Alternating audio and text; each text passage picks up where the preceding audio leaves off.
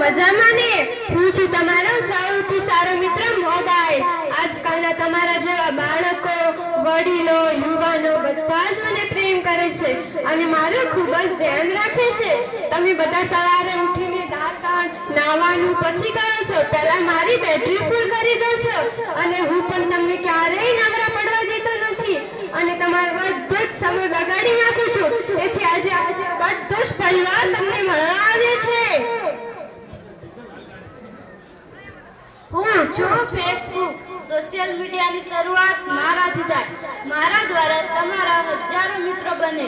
લોકો તમારા ફોટા, વિડિયા લાઈક કરે અને કોમેન્ટ કરે.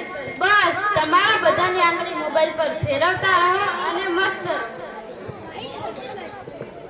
તમે તો મને ઓળખો છો. હું તમારે વિડિયો કોલ અને વાતો કરવા, વિડિયો ફોટોસ અને સ્ટેટસ લગાવીને બધાને મૂકીને બતાવવા હું મદદ કરું છું. તો બોલો હવે હું કોણ?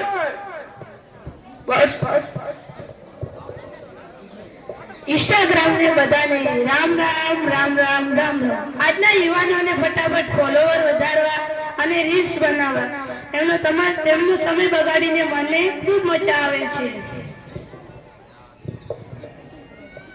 હું છું સ્નેપચેટ. જલ્દીથી મારી પાસે આવું લાંબુ ચોખ્ખું બનાવો, સેલ્ફી પાડો, મિત્રોને મોકલો. જીવનને ખરી મજા તો સેલ્ફી પાડવામાં જ છે. મારામાં તો પૈસા ક્યાંથી વપરાય, ડેટા તો અનલિમિટેડ.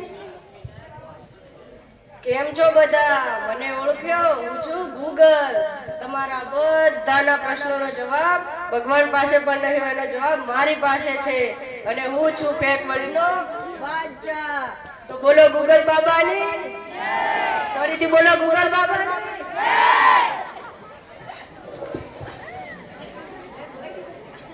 તમને બધાને ખોટો ભ્રમ છે કે તમે આઝાદ છો. અંગ્રેજોની ગુલામીમાંથી તમને આઝાદી મળી ગઈ, પરંતુ આજે અમારો પરિવાર WhatsApp, Facebook, Instagram, Snapchat, Google આવી વિદેશી એપ્લિકેશનો તમને ફરીથી ગુલામ બનાવી દીધા છે. તેથી આજે અમારો આ બધો જ પરિવાર તમને મળવા આવ્યો છે અને આપણે આજે જોઈએ કે લોકો મોબાઈલની જાણમાં કેવી રીતે ફસાય છે.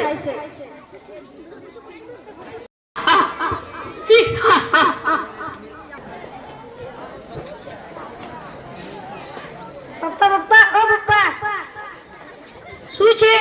મોબાઈલ આપો ને. ના, મારે કામ છે. તું તારી દીદી પાસેથી મોબાઈલ લઈ લે.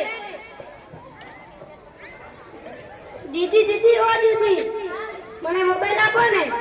મારે કામ છે. ના, મોબાઈલ આપો.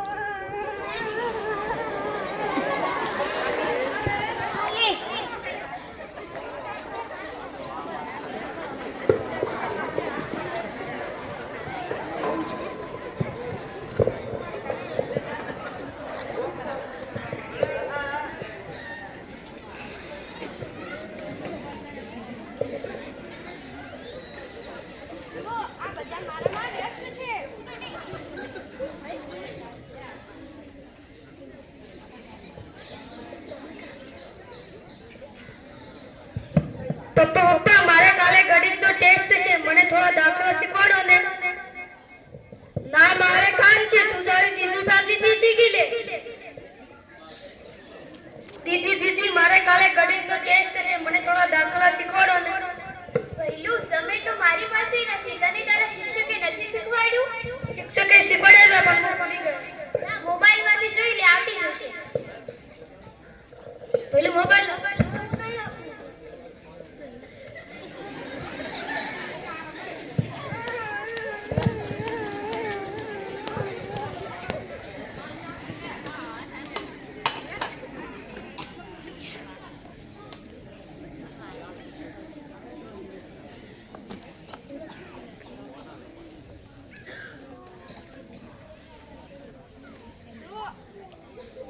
જુઓ, આ મારામાં જોઈને દાખલા કરી રહ્યો છે.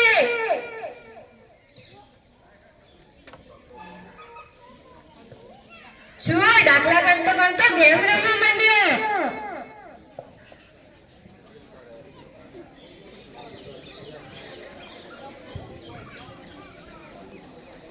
જુઓ, આ તો ફેસબુકમાં જોઈને રીલ્સો જોઈને નાચી રહ્યો છે.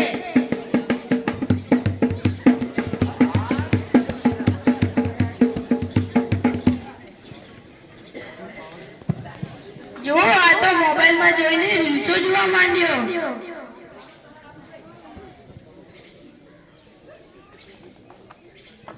જો આ તો તેનું લાંબુ ચોખ્ખું મોઢું કરીને સેલ્ફી પાડી રહ્યો છે.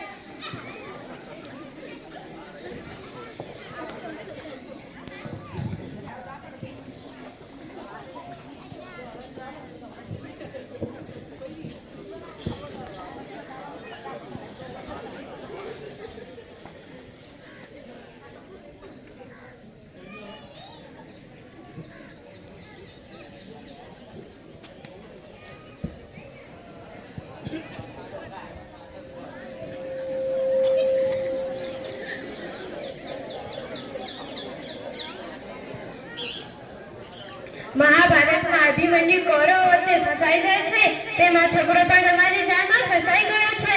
આ અમારો શિકાર બની ગયો છે.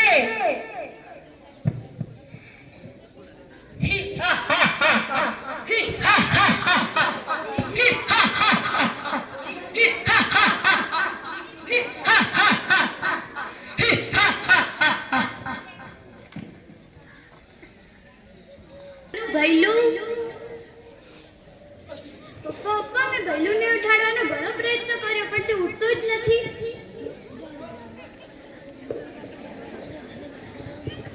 નવીન, એ નવીન, નવીન, ગ્લાસમાં પાણી લાવજે.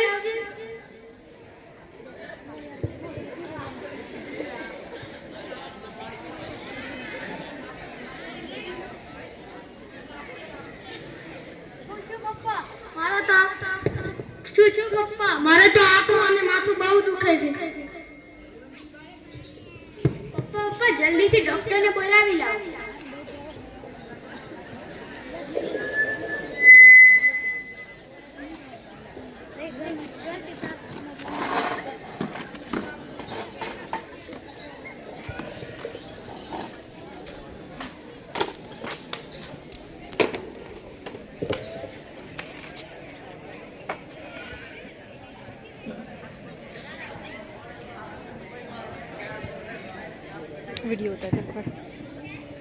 बेटा ऊंडो श्वास ले.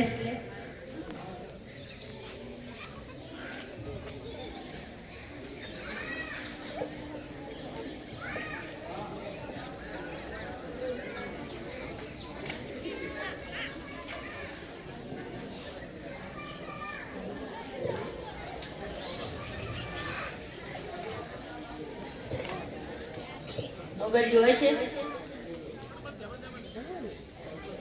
તમારો છોકરો કેટલા સમયથી મોબાઈલ જોવે છે? એ તો બેટરી પૂરી ના થાય ત્યાં સુધી આ મોબાઈલ જુએ છે. હા, ઘણીવાર મોબાઈલ જોયો તો ઊંઘી પણ જાય છે. જો વધારે પડતો મોબાઈલ જોવાથી તેના માનસિક મગજ પર અસર થઈ છે. તેના કારણે તેને માથું દુખે છે. તેના કારણે તેને નંબર આવી ગયા છે. તેના માટે તમારે જાડા કાચવાળા ચશ્મા લાવવા પડશે. તમે કહો અમે શું કરીએ? પહેલા તો તમે બંને પણ મોબાઈલનો જરૂર પૂરતો જ ઉપયોગ કરો અને તમારા બાળકને પુસ્તકનું જ્ઞાન આપો.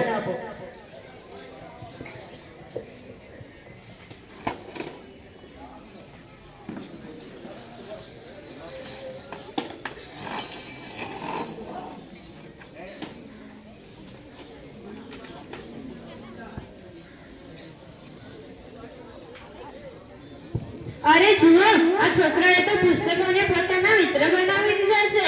હવે આને આગળ વધતા કોઈ નહીં રોકી શકે. ભાઈ Snapchat, WhatsApp, Facebook, Instagram, Google, હવે આપણે અહીંયા કાંઈ કામ નથી. હા, હવે જ્યારે પણ તમારી જરૂર હશે ત્યારે જ તમારો ઉપયોગ કરશે. એ પણ પોતાનું જ્ઞાન વધારવા, સમય બગાડવા નહીં. ભાગોથી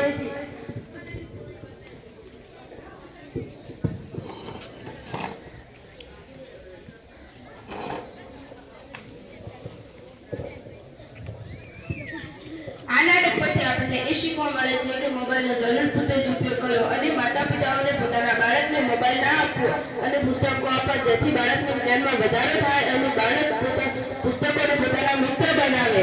દરેક વાલીને મારી નમ્ર વિનંતી છે કે પોતાના બાળકને મોબાઈલ ના આપે. તો ચાલો આજથી અમે પ્રતિજ્ઞા લઈએ છીએ કે મોબાઈલ મોબાઈલનો જરૂર પૂરતો જ ઉપયોગ કરીશું. પુસ્તકોને અમારા મિત્ર બનાવીશું. જય હિન્દ, જય ભારત.